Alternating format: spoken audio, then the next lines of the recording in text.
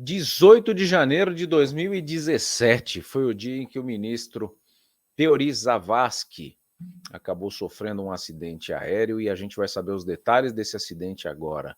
Muita teoria da conspiração, muito papo contraditório, muito papo politizado, o que é uma coisa que a gente está abominando aqui, né? A gente politiza o que tem que ser politizado, o que não tem que ser politizado, a gente traz a real. Então, opinião técnica pelo Lito aqui do canal Aviões e Música, tá? Um canal que eu assisto, que eu gosto de consumir o conteúdo e que eu trago aqui com o maior prazer, porque sei que é um cara sério, que trabalha direito e traz as informações com a melhor qualidade, com a maior clareza possível e imaginável na parte técnica de aviação. Não tem para ninguém. Canal Aviões e Música. Recomendo demais.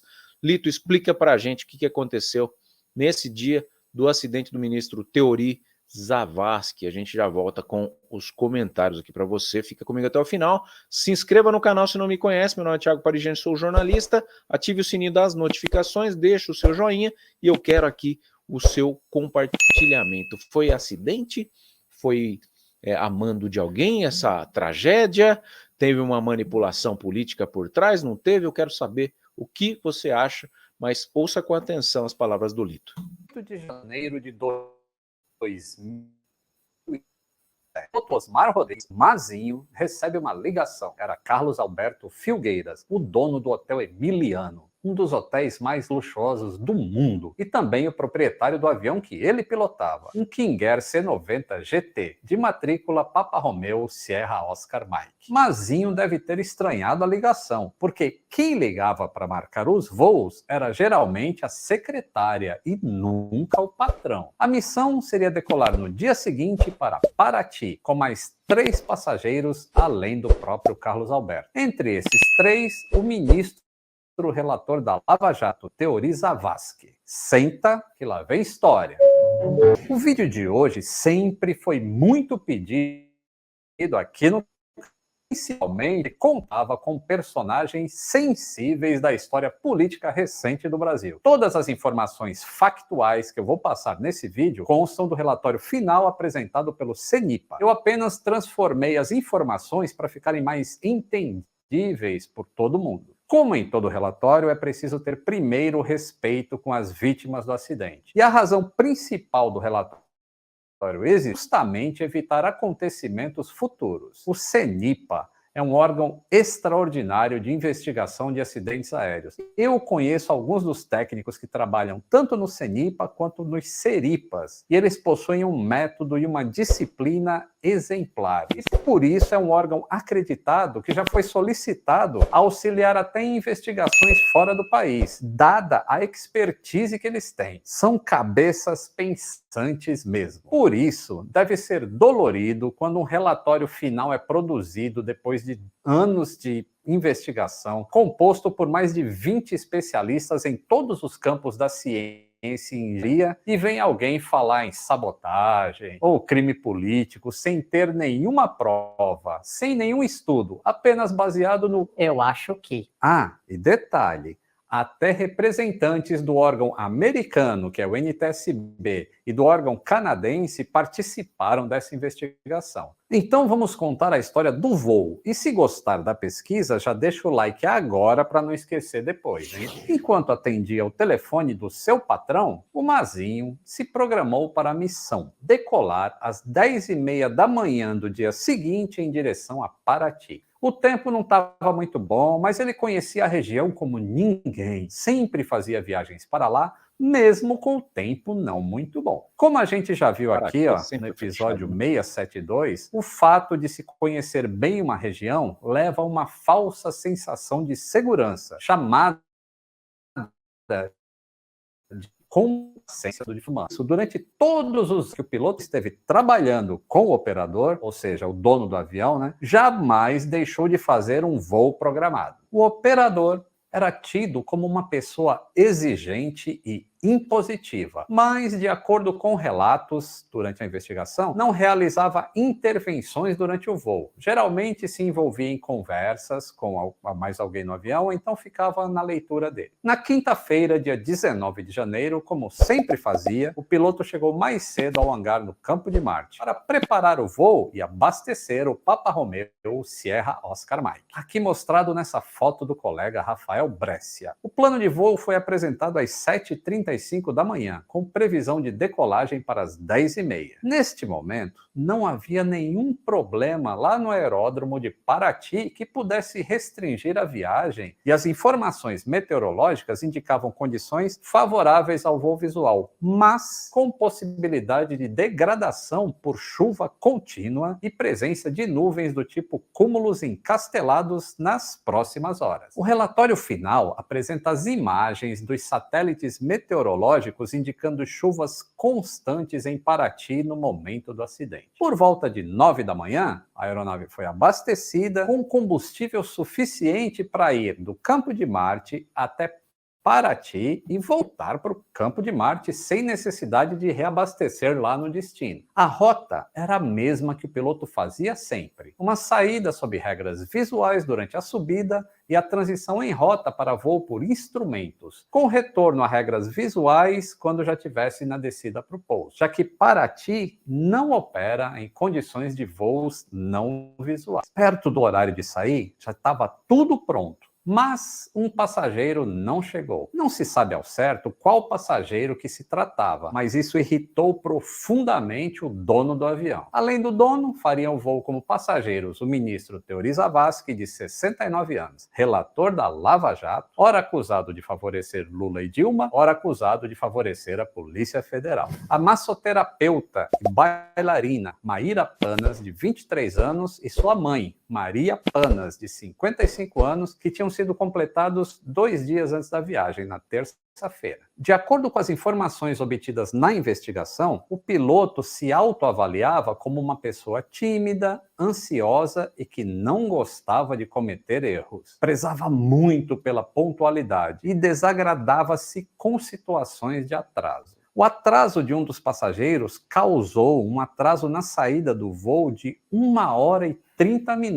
e a decolagem aconteceu somente ao meio-dia. Neste momento em que o avião saía de São Paulo, Paraty já não constava com boas condições visuais para o pouso. Para o Osmar seria mais uma operação de rotina, afinal, nos 12 meses anteriores ao acidente, ele tinha realizado 33 voos com destino a Paraty. 24 minutos depois da decolagem, o King Air Papa Romeo Sierra Oscar Mike solicitou para o controle de tráfego aéreo a descida e um desvio à esquerda da rota. Neste momento, houve uma coordenação para modificação das regras de voo. Ela passaria de instrumentos para regras visuais. E foi informado o ajuste de pressão de referência do aeródromo de São José dos Campos, em São Paulo, que era de 1018 hectopascal. Como Paraty não possui nem torre de controle, nem rádio auxílio, nem meteorologia, não tem nada lá, a pressão barométrica de referência usada é a de São José dos Campos, que fica a mais de 118 quilômetros de lá. A pressão barométrica é responsável pelo ajuste do altímetro do avião. Durante a descida, agora já sem controlador e usando uma frequência de coordenação de tráfego, o Sierra Oscar Mike faz um desvio à esquerda para passar ao lado de uma das propriedades do dono do avião, como sempre era feito. As imagens de radar e de meteorologia mostram a trajetória da aeronave, tangenciando a propriedade e também desviando da área de chuva que nesse momento estava caindo sobre a Baía de Paraty, bem em frente à pista de pouso. Depois de fazer uma curva à esquerda em descida sobre o mar, a aeronave prosseguiu, ainda em descida, com proa no sentido sul. E quando se aproximou da linha do litoral, curvou para a direita, até ficar na proa do aeródromo de SDTK. Nesse momento da curva, o piloto reportou que estava ingressando na aproximação para a pista 28 e estava descendo e passando por 1.500 pés de altitude, ou seja, uns 457 metros acima do nível do mar. Para vocês terem uma ideia de como estava a visibilidade, essas duas fotos de uma câmera de um heliponto mostram o tempo no momento da decolagem, que é a foto da esquerda, e no momento do acidente, que é a foto da direita. Prosseguindo na aproximação, o trem de pouso foi baixado e houve um aumento na razão de descida que atingiu até 2.000 pés por minuto, o que fez com que a aeronave gerasse um alerta de sink rate, que significa aí uma alta razão de afundamento. Depois desse alerta, o piloto pressionou o botão Terrain Inhibit no painel do EGPWS, que é um sistema de proteção contra colisões contra o terreno. Quando ele fez isso, todos os avisos visuais e sonoros do sistema de proteção foram inibidos. Logo em seguida, o piloto cancelou a aproximação, recolheu o trem de pouso e anunciou no rádio: Sierra Oscar Mike, setor Eco de Paraty, aguardando um pouquinho até a chuva passar e melhorar a visibilidade. Mantém 1.300 pés, Sierra Oscar Mike. Nessa transmissão, o piloto informou aos outros aviões que estivessem ali naquela área que ele estaria a leste do aeroporto de Paraty e a 400 metros de altura, circulando em espera. Cerca de 2 minutos depois do recolhimento do trem, o piloto baixou o trem novamente e o EGPWS, que estava inibido, mas funcionando, gravou o deslocamento do avião, contornando a Baía de Paraty em uma descida suave de 740 pés por minuto, que dá aí 225 metros por minuto.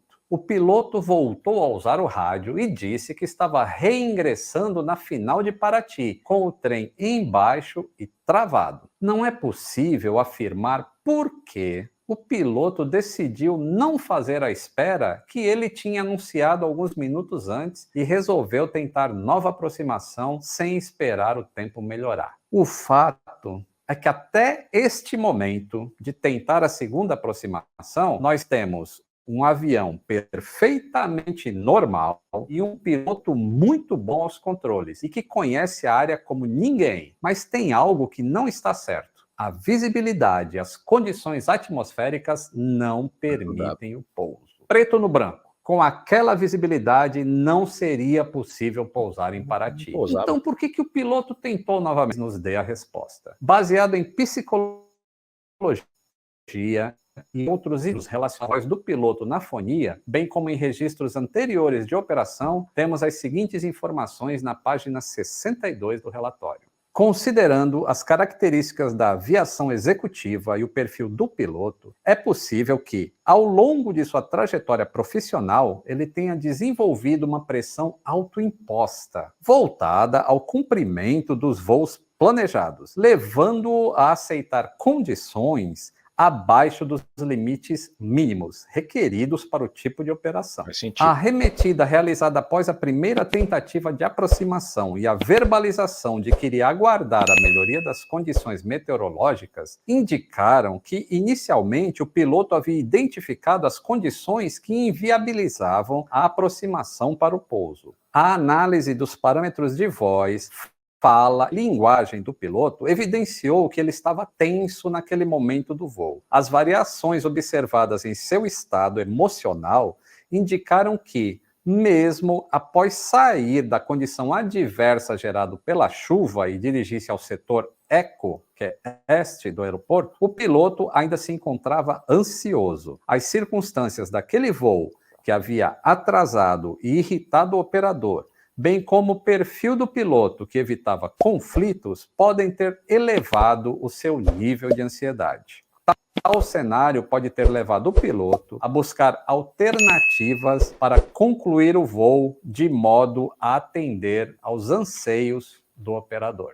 Esta foto mostra a trajetória que ficou registrada pelo EGPWS. Ao 12h43, a aeronave estava a apenas 270 pés de altura, que dá aí 82 metros, e com uma velocidade em relação ao solo de 222 km por hora. 30 segundos depois, o gravador de voz da cabine grava o som de um impacto e encerra a gravação. O Sierra Oscar Mike, baixando cada vez mais a sua altitude para ter visibilidade, havia tocado a asa direita na água, na Baía de Paraty, com uma grande inclinação de curva, o que indicou uma desorientação espacial. Todos os ocupantes do avião perderam a vida. Mas como é que pode um piloto tão experiente se desorientar? Eu acho que esse é o ponto mais importante de toda essa investigação: criar a consciência de que todos nós estamos sujeitos à desorientação espacial, até os astronautas. E as redes de segurança existem para se mitigar esse risco, entre elas a não operação em aeroportos abaixo dos mínimos. Mas o que é essa desorientação espacial? O nosso corpo consegue permanecer orientado, ou seja, em pé e equilibrado, ou andando na rua, por conta de 3 coisinhas importantes que a gente tem: a nossa visão, o nosso sistema auditivo e sensores que existem em nossa pele, músculos e tendões e essas coisas. 80% do nosso equilíbrio vem da visão. A gente olha para frente, vê o horizonte e sabe que está reto ou inclinado. 10% do equilíbrio vem do nosso sistema vestibular, que simplisticamente é tipo um nível de bolha que a gente tem no ouvido. Apesar de ser apenas 10%, quando a gente perde o sistema vestibular, já não consegue nem se equilibrar direito. Vocês já viram uma pessoa com crise de labirintite, por exemplo? Eu tenho. Pois é. Os outros 10% são sensores na pele, nos músculos, nos tendões, que sentem esforços, pressões e etc. Com tudo isso funcionando bem, a gente consegue se equilibrar andando, dentro de um ônibus, no metrô e tudo mais. Aí a gente consegue se equilibrar. Só que quando a gente vai voar, o sistema inteiro fica bem zoado. Porque em voo, a gente tem movimentos em 3 eixos diferentes, que é diferente de quando a gente está aqui na Terra, que são 2 eixos apenas. Então, a perda de qualquer um dos sistemas sensoriais causa uma grande confusão no nosso cérebro. É por isso que as pessoas sentem a turbulência no avião muito mais forte do que o que ela realmente é. E sentem as curvas e subidas muito mais pronunciadas do que elas realmente são. Quando um piloto opera seu avião sob as regras de voos visuais e ele perde a referência visual, 80% da orientação foi embora. Então, 100% da sua orientação passa a ser controlada por apenas 20% dos seus sensores. E o ouvido já é comprometido por natureza em voo, por causa desses 3 eixos que eu falei. Então, na prática, é o seguinte: seu ouvido está mandando uma informação errada para o seu cérebro, junto com os outros sensores da sua pele, que está sentindo força G e tudo mais. E a única coisa que poderia corrigir essas sensações erradas que estão indo para o seu cérebro seria a sua visão. E como você não tem visibilidade, o seu cérebro passa a construir uma ilusão de equilíbrio extremamente falsa do que está realmente ocorrendo. Sobram, então, os instrumentos para ajudarem os pilotos. Mas Paraty não opera por instrumentos. Eu simplifiquei bastante, tá, essa questão da desorientação espacial, tá, pessoal? Existem fatores que agravam ainda mais a desorientação. Por exemplo, curvas com cargas acima de 1G e também a ilusão visual de terreno homogêneo, que ocorre em voos sobre a água, que é exatamente o caso, o piloto estava fazendo uma curva de grande inclinação e o terreno estava homogêneo. Sem falar que ele estava com alta carga de trabalho, ele não tinha um copiloto para auxiliar e também estava abaixo dos mínimos de visibilidade. Um outro fator para se operar lá em Paraty apenas de maneira visual é justamente o ajuste do altímetro, o que indica a altitude do avião. Como não existe estação meteorológica lá em Paraty, os dados de pressão, como eu falei, vêm lá de São José dos Campos. E isso pode causar uma diferença de até 36 metros,